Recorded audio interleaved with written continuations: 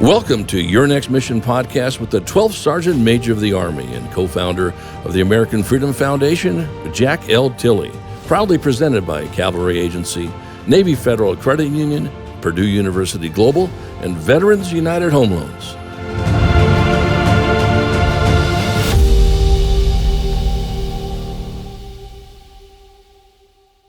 Good day out there, veterans and families, and welcome to Season 2 of Your Next Mission podcast, a program initiative of the American Freedom Foundation. I'm Jack L. Tilley, 12th Sergeant Major of the Army, and your host. I always love saying that because I love being in the Army. We have a great show for you. I think we have a wonderful show for you today. Before we get started, though, if you're watching us on YouTube, please like us and hit that subscribe button below. For the next 20 subscribers, guess what? I'm going to give you something. I'm going to give you a Your Next Mission t-shirt, and you're going to love it. But you got to do one thing for me. There's a comment below. Leave a comment. Tell us how to get in contact with you. We're going to focus today on organization based in D.C. that provides resettlement assistance for recently arrived Afghani refugees. And the name of us, React DC. But now, before we get started, I want to thank our presenting sponsors, Cavalry Agency, Navy Federal Credit Union, Purdue University Global, and Veterans United Home Loans for making Your Next Mission happen. They love our veterans and families, and like I say every week, we darn sure love them too. As I mentioned, today's theme, we're focusing on React DC and all the great work they are doing, and I'm excited. In fact, I'm overwhelmed here. I'm just pumped up to introduce founder and CEO of React DC, Miss Amy Marden. Welcome, Amy. So good to have you on the show. Thank you. Thank you for having me here. I'm excited to be here. Are you pumped up? I'm pumped. I know the audience is really eager to hear about React DC, but before you do that, could you tell us a little bit about yourself? Yeah, I am from Wisconsin originally. I grew up there and I married. Nobody's going to hold that against you. Go ahead. There's this whole thing about happy cows coming from California, and that is just a straight up lie. Happy cows come from Wisconsin, always have, always will. They like the cold. They like the winter. But I went to college there, went to law school and married a naval officer. And then we started our military journey. All right. 12 years and going, still going. Is he going to stay? Are you going to stay 20 or 25 or 30? You have any idea? Yeah, he's gonna do his 20 for sure, and then we'll see what the promotion gods say about the rest. Yeah, I tell anybody that just stays 20, they're quitters. I stayed 36, so. Well, unless he promotes, they'll kick him out at 20. So he's got to pick up one more rank, or he's done at 20 for sure. There you go. Well, first of all, again, thank you for what you're doing. You're a wonderful person. You're doing a lot for the Afghanis, and I'm just really excited. And I know the audience that's listening today is excited to hear all the stuff you had to say. I've been doing a little bit of reading about React DC. I should say a little. I haven't been doing a lot, but I have been reading a little bit about React DC, and you're doing some amazing work. Can you tell us about React DC and all you're getting involved in, and really, it's growing quite a bit, I guess, too. Yeah, we are growing at an incredible rate. We just formed last September. We started as a community group of military spouses and veterans here in Northern Virginia. We were watching the evacuations on TV, like I'm sure all of us were, just kind of heartbroken to see what was happening in Afghanistan. Absolutely. And here in the DC area, they were pouring into Dulles Airport, just locally here. So I called up some military spouse friends, some veteran friends, and said, hey, let's do some home setups because the local agencies needed help getting people into homes and getting stuff for them, furniture, things they needed. But once we started doing that, we found out really quickly that the need was a lot greater than that. I mean, you're talking people who have to navigate completely new systems, new driving system, new medical system, new, school system, everything. And they just needed some help. They needed some help getting going. So we've got a lot of volunteers. We're working hard to help people. We're expanding every day. And we're now really proud to be a sponsor circle umbrella organization, which is this new program that's parallel to the State Department program for resettlement.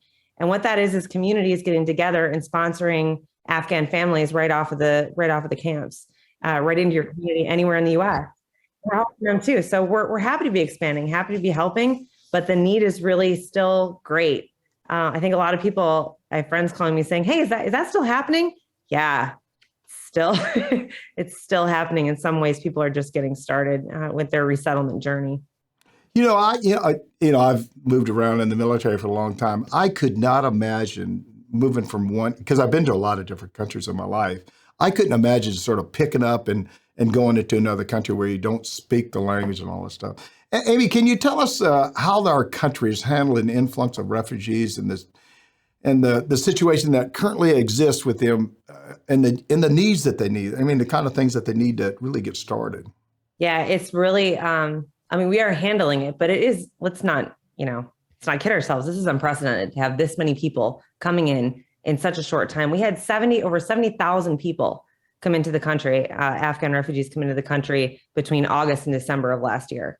Oh, and that's crazy. Northern Virginia alone got over 10,000 is the estimate. There isn't even really a good, statistical estimate right now. So they are coming to communities all over the U.S. and the U.S. is welcoming them. In fact, there's welcome.us is a website set up that has the sponsorship of former first ladies, all of them pretty much back a couple decades. And, they're really trying to get all of the nonprofits and all the government agencies and everybody who wants to help together to coordinate, because coordination is a big part of it. But the need is still there. They need clothing, they need furniture, and then they need help from Americans getting on their feet. They need jobs. They need jobs in the community. People who can offer entry-level jobs, just so they can get a U.S. resume going. And they need help with their resumes, getting U.S. resumes. Yeah. It's really, if you imagine, you moved around in the military. When you move in the military, you get to a new place and you have a really short amount of time to set yourself up. And imagine having to do that, except without any of the knowledge that we have as Americans moving to another American location, or even overseas where you've got a robust support system with you. There's no support system here. So that's what we're trying to be. That's what American communities across the U.S. are trying to be, our support systems for all of these people coming in. Is a lot of the people that are helping out, are they military people, or are they just civilians, no military background at all? Just everybody in general wants to help, I guess. We've got people from all walks of life, but I have to say, as time ticks on, there's this sort of volunteer fatigue that sets in. It's normal. It's part of life, or people move on to new stories. Frankly, the ones who are sticking in there are the veterans and the spouses and the military families, because, we've been in a 20-year relationship with Afghanistan. Yeah. And everybody knows somebody who deployed or did deploy or, fought alongside somebody there. Many of these people were translators for, special forces or U.S. forces. They worked for USAID and other NGOs. So worked for the U.S. military. So it's not just any refugee crisis obviously is heartbreaking and terrible, but for military community, I think this one hit a little bit harder. It's kind of close to home. Yeah. I told you, I've been over to Afghanistan about 16 different times. I think, in and out doing stuff and coming back. One of the things I don't know if it's on the list of questions I was going to ask you, but one of the things just popped in my brain. What about the kids? It seems to me a lot of times kids are they adapt a lot faster than adults, I think. Are you working with kids too? Oh yeah. With families, right? So families with new babies all the way up to young adults, to, I guess, young adults over 18, also that other. I'm a young adult. Wait a minute. I'm a young adult. I just turned 18. Okay. I get younger every year.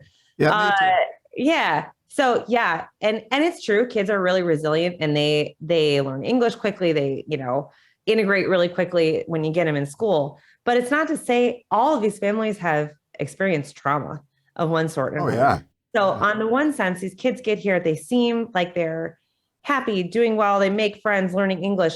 But unless you address that underlying trauma that they've been through, they're going to stall at some point.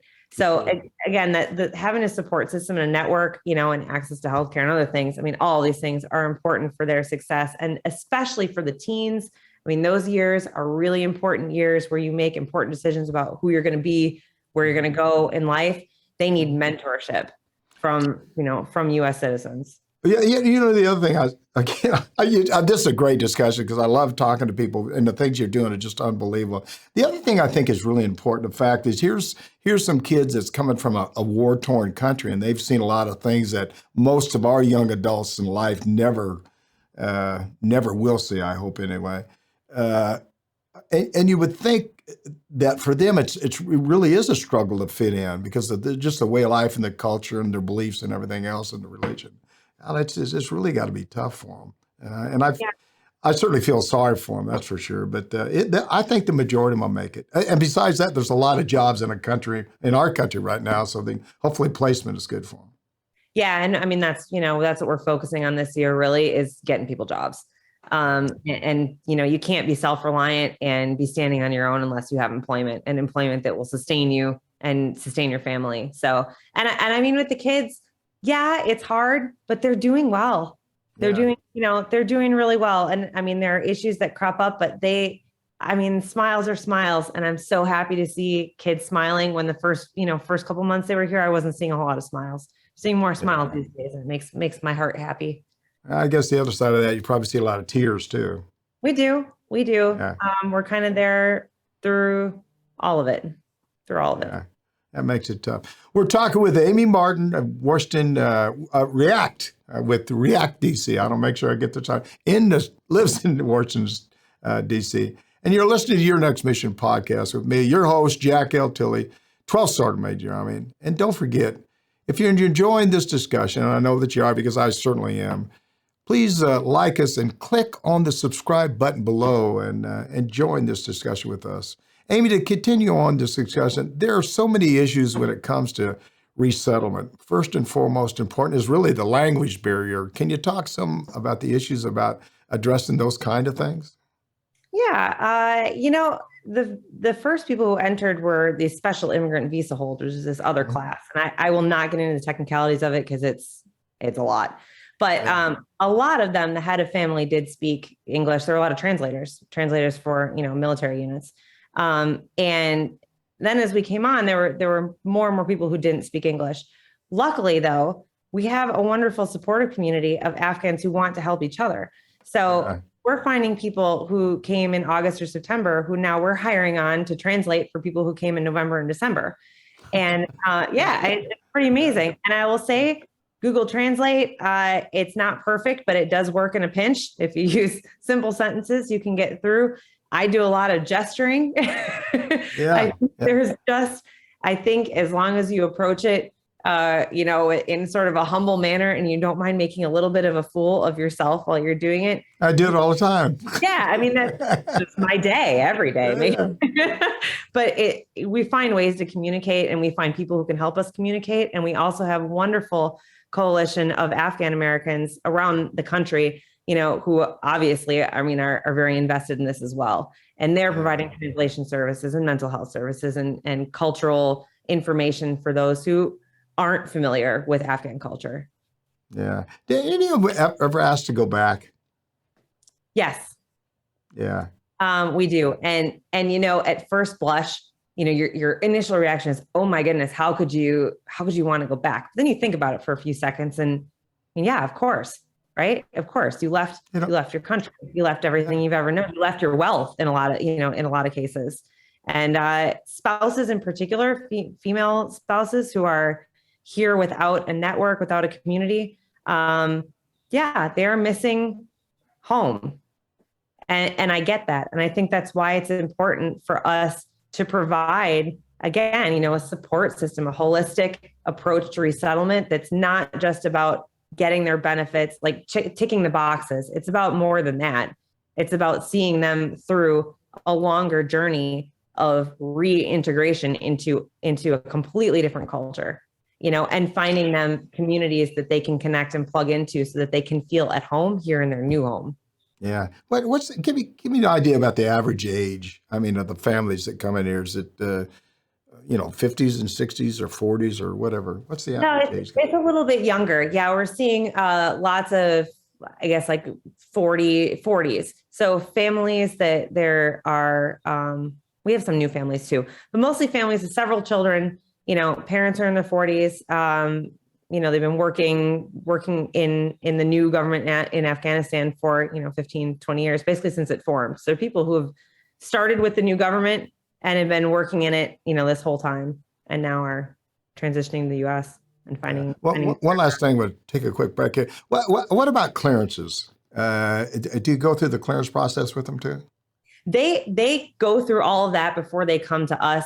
There's a whole USCIS vetting process that they have to go through in order to get there before they even left the country, to get paperwork that way. And then when they enter the country, there's biometrics, there's background checks. By the time they come to us, we know that they have been cleared through State Department, through Homeland Security, before they ever reach us. And that's an intense process, months long. I don't know. I'm sure everybody listening to this right now, I just say, before we get too much farther, God bless you for what you're doing. This is a big deal, and it's good that there's people like you that are out there helping people. You're doing God's work. There's no question about that. Let's take a quick break. We'll be right back. You're listening to Your Next Mission podcast.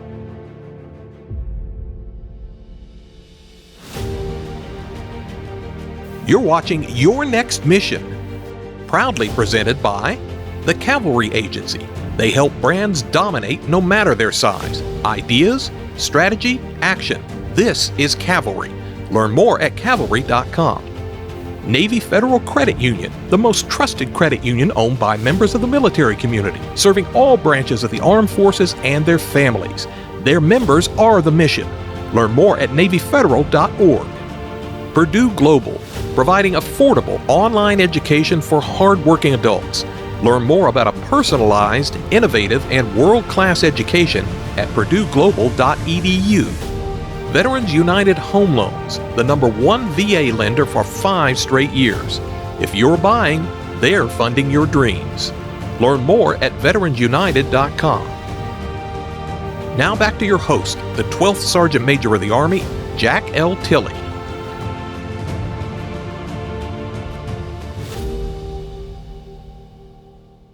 Welcome back. I'm Jack L. Tilley, 12th Sergeant Major of the Army, and we're blessed to be here today with Amy Marden, founder and CEO of React DC. And I want all our listeners to reach out to me directly. Tell us about your transition. Tell us about the things that you did during your transition. I'm certainly interested. I can tell you about my transition. Tell us what topics you'd like us to cover on the show. And I tell people every week, this is not our show. It's not my show. It's your show. And we want to do all we can to help you. And we're going to laugh and have fun, but I'm serious about doing all I can to help our veteran community do everything they can to make their life better. You can call or reach out to me or text me at 844-424-1134. And believe it or not, I'll reach back out to you and I'll talk to you. Or you can send me an email at smatilley@yournextmission.org. Okay, well, let's pick it up a little bit where we left off here. We're heading into our final segment with you today, and I hope you've enjoyed it as much as I have. And I just have a couple of more questions. Amy, I'm sure you have stories about these journeys you're on and the families you've encountered. Can you tell us a little bit about that? Yeah, first I have to say the hospitality, the tea, the food. Our team often jokes that we have a lot to do. We're trying to help a lot of people, but you really have to, you're not going to walk out of a house without a cup of tea. It's just not going to happen. So you might as well just settle in and have a nice conversation. And this is important to Afghan culture. They have, world-class, top-notch hospitality, and they can put together a snack tray unlike anything. I feel it puts me to shame. People come to my house and I say, you have tap water and maybe an open bag of chips. That's what you get. It's just the experience there has been amazing. But yeah, stories, gosh, there's so many stories, and there are heartbreaking ones, and then there are the fun ones. And I like the fun ones. And I think one of my favorite fun ones was right around Halloween. We had a family coming in and we went to visit them. I don't even know what we were dropping off, something. And the kids were in costumes. And we said, oh, that's wonderful. You're getting ready for Halloween. And they said, what's Halloween? And they had never heard of it. The kids had gone to, CVS drugstore or something, saw the costumes, thought they were cool, and thought, well, in America, I guess kids just wear costumes whenever they want. And the parents got them for them, and they were just wearing around their like Hulk, Avengers costumes out and about, and we explained them. Of course, when you explain that Halloween is about candy, No, they like that. It made it even better. So, but yeah, I mean, stuff like that, that's just, we kind of take for granted our, US holidays, and to be able to watch people experience that kind of stuff for the first time, it's really fun. And they have a lot of fun with it. Yeah. Yeah. Oh, that's God bless. I was laughing when you're talking about the Halloween costume. That's probably it's probably just a culture shock for those guys. I mean, I just can't. Hey, Amy, if somebody's interested in helping you donate to React DC or just getting involved, how do they reach out to you? Yeah, we've got a website. It's reactdc.org. We are on Facebook at React DC and Twitter at reactdc.org. You can find us. You can Google us. We'll pop up somewhere in those top results. Yeah. And really, we would obviously appreciate your donation. Your money goes right back to helping people here in Virginia and across the country. And other than that, get involved in your community. Reach out to your local resettlement agency, your local vets organization, and see what you can do, because there are people far and wide. I know we have a sponsor circle up in Juneau, Alaska. So there are Afghans resettling in all 50 states, and they need help and support, and really just smiles and notes of welcome to say that, we're glad you're here. And, you mentioned transition, and I just have to say there is this weird connection between Afghans transitioning here and veterans having to transition out of active duty service into civilian life. And we're finding veterans really being able to use that experience that they went through of how do I transport my job skills that I have, in the military to civilian life, or how do I move from one community to another and put down roots? They're using those experiences and helping these newcomers. And it's really it's a beautiful connection to see. So I just have to thank our veteran community too for being there for this population. Yeah. We're a giving nation. I think most people in America want to do all they can to give and help and do the kind of things that certainly are right. What about church services and stuff like that? The religion. I mean, I'm not sure what religion most of them are. Probably most of them are Muslim, I'd imagine. What about church services, though? Yeah, most are Muslim, but we have lots of church organizations. In fact, nationwide, it's mostly church organizations who are doing the home setups or doing some of the outreach, community work. Churches where communities come together in the U.S. and that's showing here. So yeah, while most of them are Muslim, most follow halal diet, and reaching out to mosques is obviously important to connect them to those communities as well. There is space for everybody in every community to step in and help out in a culturally appropriate way. It's really, I think a lot of people are very worried about offending people or doing the wrong thing. You don't have to worry about it. Just come and smile and say hello and be friendly. And that's felt, even if you're not speaking the same language, that feeling of welcome, they feel that. And the rest doesn't even matter. Yeah, I guess probably a lot of them just read body language. Know what I'm talking about? Your body language is really important. Yeah. Again, this is such an interesting conversation. What about depression? Have you had any that sort of got real depressed and it's probably a little tough to find the right kind of doctor or counselor to help them out? Yeah. I mean, with the trauma and the upset and everything, I mean, as you can imagine, depression is a huge problem. And I think what usually happens is people carry through really well until they are stable in that permanent housing and starting to get set. And then there's kind of a secondary letdown that happens where it kind of sinks in the permanence of it all. And that's where we start to see some of the mental health issues come. And it's a struggle. Most of them are on Medicaid. So finding mental health care when you're on Medicaid, it's tough. We have a lot of good connections, again, through Afghan providers who are trying to help, but there is a need for mental health care providers to reach out, even if they don't speak the language. Translation is something that can happen, and if you want to help, if you're a medical provider and you want to help, reach out to us. We'll figure it out. We'll find a way on staff to figure it out. But yeah, it is an issue. They're going to need mental health care. And that's just something that the communities are going to have to figure out how to provide. So I'm assuming now that the U.S. government gives them so much money to get started. Is that true or not true? Do they? Yeah, when they go through this resettlement process, when they're assured to a resettlement agency, those are government contractors, and they families receive, like, it's a per capita, per person, one-time amount. And they get 90 days of assistance getting on their feet, getting their social security cards, schools enrolled, all sorts of things like that. And then they have some longer term reach back support through the Office of Refugee Resettlement, which is also a government agency. But with so many people coming at one time so quickly, a lot of these agencies, they had funding cuts, they were understaffed from, previous to this. And this happened so quickly that there was not time for them to quick plus up and staff up. So a lot of what we're seeing are just delays from agencies that were working around the clock, but just not able to meet this incredible, overwhelming need. And that's where we came in. That's where we were helping.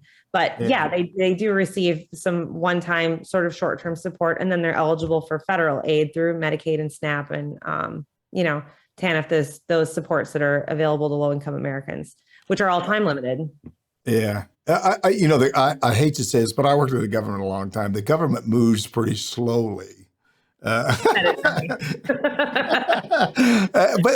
it is sort of scary. I mean, I'm sitting there thinking, I said, geez, you give enough for, I think you said 90 days. You sort of got money for 90 days. After that, you're almost on your own to sort of make it. And if you don't have a job or don't have an employment, do you follow back up with them once you place them somewhere or get them a home or whatever? Is there a way that you go back and check on them, like 60 days later or every couple of weeks or something? Yeah, absolutely. We're still in contact with the very first people that we met on the very first day.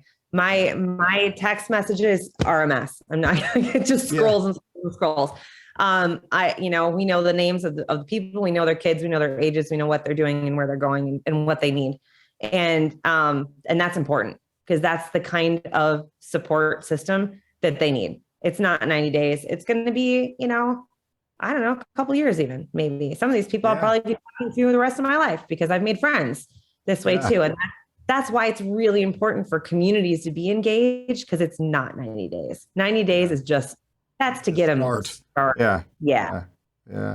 You just said something, and I was going to ask you that question. I guess probably a lot of them because of your relationship really keep coming back to you and keep talking to you quite a bit. You must spend a lot of extra time just sort of sitting down, having a conversation, or trying to help people, or maybe just giving them a little bit of advice, I would think. I mean, I do, and the other people in our organization do. We all do. The volunteers all have a separate set of contacts that we're helping them with services, but we're also helping them with mentorship. And I think that's really important, and friendship. And that's another part of it, is just forming longer term relationships with people. And I don't mind doing it. It's nice at the end of the day to be able to give somebody a tangible piece of advice, that they can go act on and make their lives better, give them better opportunity. So it doesn't bother me, but I do wish there were more hours in the day. I'm not going to lie. Geez, I tell you what, I can't say it enough. And the people that are listening today, God bless people like Amy, because she cares about people. She cares about changing lives. She cares about making a difference in some people's life. And I can't, in my mind, I'm sitting there trying to think of where could I go and within 90 days and just sort of get my life back in order. And I couldn't imagine how tough it is and how challenging it is. And so what you're doing and what you and your staff and the people that work with you and the volunteers that you keep talking about are doing are just unbelievable. And I can't, not just from me, really from our country. Thank you for what you're doing and what you continue to do. Any final thoughts? Anything that I missed? Hopefully I asked you the right question, but is there anything I missed that you really want to bring up? And because I think this is important. It's important for people to hear and understand exactly what you're doing. It's really important. I cannot stress how much I think in a positive way, if people are cared for, if we welcome them properly into our communities, this will change the fabric of our country in a positive way. If we don't welcome them properly, if we leave them behind, it's not going to change the fabric of our country in a positive way. So I think we're at a really critical juncture where, again, this spirit of openness and welcoming and help and community is very important. And, our organization, other organizations, it's going to take all of us together, private citizens, government, military, businesses, everybody together, welcoming people, bringing them into our culture, into our society, to have this be a positive experience going forward and have it be a positive impact on our country. Yeah, it's always about the team. It's Exactly. a team. You can get anything done with a team. If you try it individually, you'll do the best you can. But it's pulling together and helping each other out. Nobody is successful by themselves. It's always a team of people. And again, it's about giving back. It's about believing in life and doing the best you can each and every day for the people that you live with and you want to help. There's no question about that. Amy, I can't thank you enough, Amy Marden, for all that you do and all you continue to do. And just to let you know now, we're always here to help you in any way we can. I'm Jack L. Tilley, 12th Sergeant Major. I'm sorry. Go ahead, Amy. No, I just want, since I've got the opportunity, I just wanted to give one shout out to my team and my family and everything that they've done. And I so appreciate everybody that we're working with in our community and all the hours that they've put in. I would be remiss if I didn't say, speaking of team, it's a team effort from my family to my community to the people at React DC.